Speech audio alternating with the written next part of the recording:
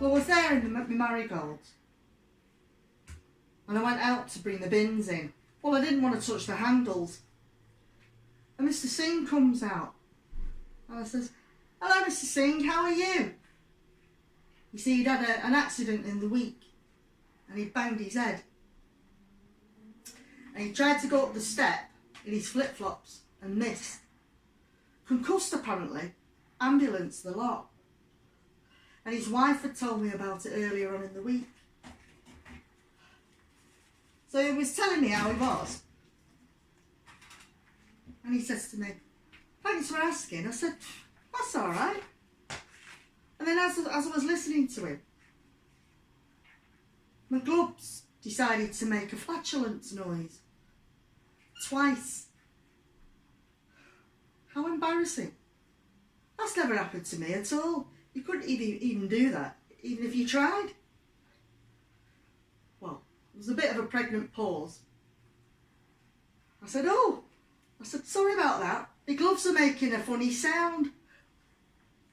And I proceeded to walk in. My daughter, who was working in the front room, asked me what I was laughing at. And I explained to her what had just occurred. Anyway, I went upstairs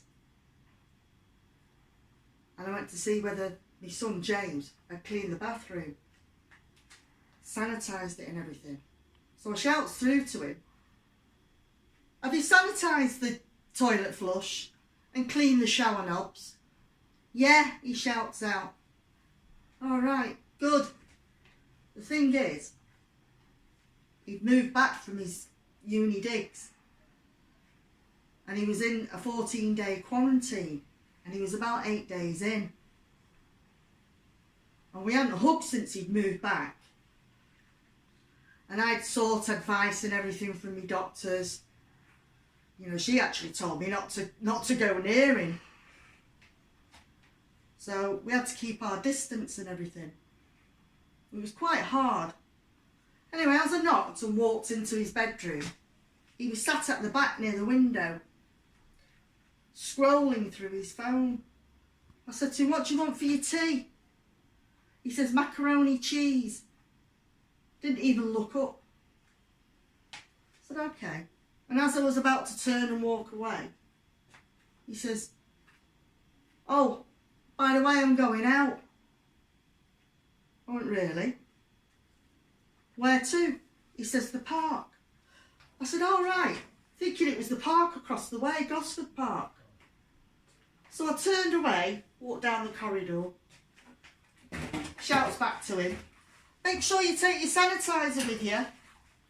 Keep your distance." "Yeah," he says. But something was niggling me. All the do's and don'ts were going through my head. So I walked back down to his room and I said to him,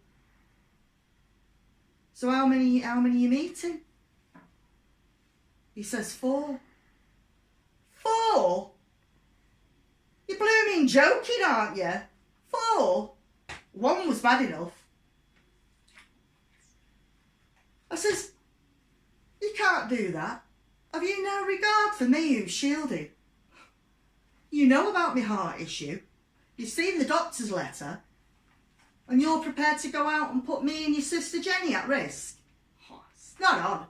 It's not acceptable," I says. "I'm going out," he says. "I feel like a caged animal." Oh, well, I walked away and I was starting to think, you know, what else can I do to influence him to make the right decision?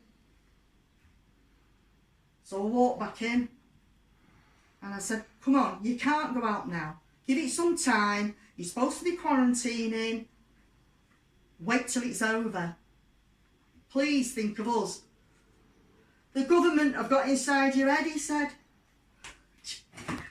"I'm paranoid." I was so upset.